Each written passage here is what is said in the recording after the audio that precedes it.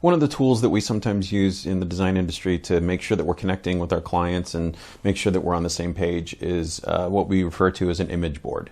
You've probably seen these before. They're big in the self-help industry and things like that.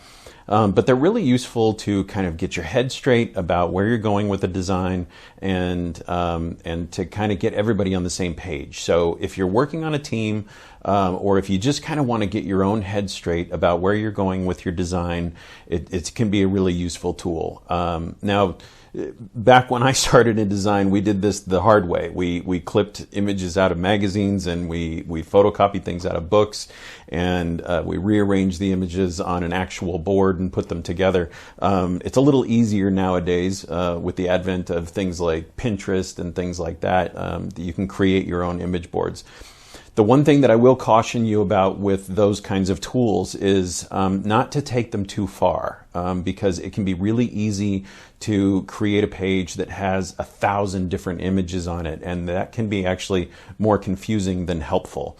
So I really recommend that you keep your images down to, maybe, 8 to 10, somewhere in there. Try to keep it limited.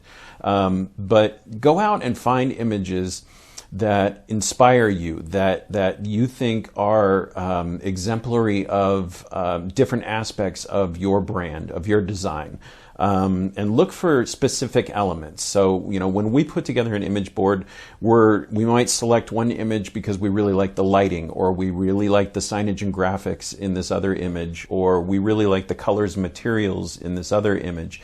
And it's not about copying anybody else's work or just stealing another look. It's about taking inspiration and finding visual descriptions of the design elements that you're going for.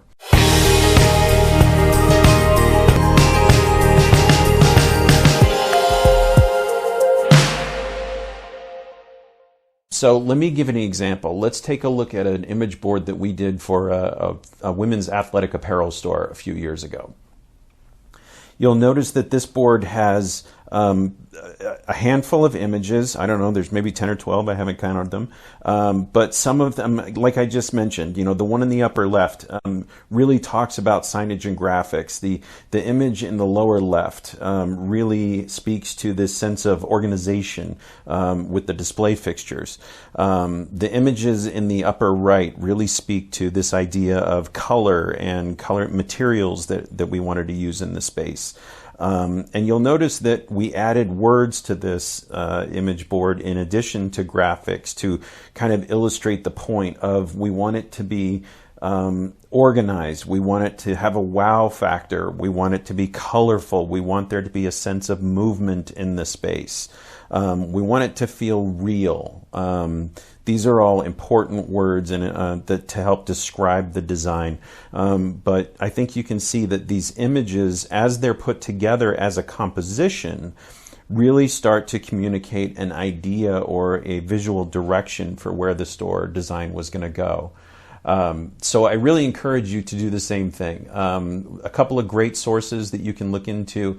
Like I said, Pinterest is a great one. You can also just do a Google image search using specific terms to search for and grab some of those images and put those onto a board on your computer.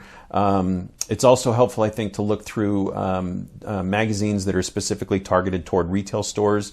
VMSD, Visual Merchandising and Store Design Magazine, is a great source for that. So I really encourage you to kind of start collecting images that inspire you and that you think communicate the look and feel of your brand. I hope this was helpful.